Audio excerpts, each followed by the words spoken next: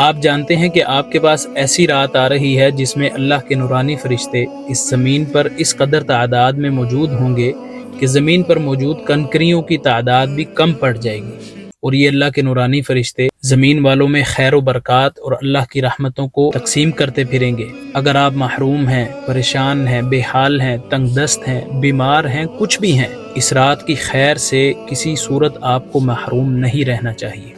نبی کریم صلی اللہ علیہ وسلم کا فرمان ہے، جو شخص بھی اس رات کی خیر سے محروم ہو گیا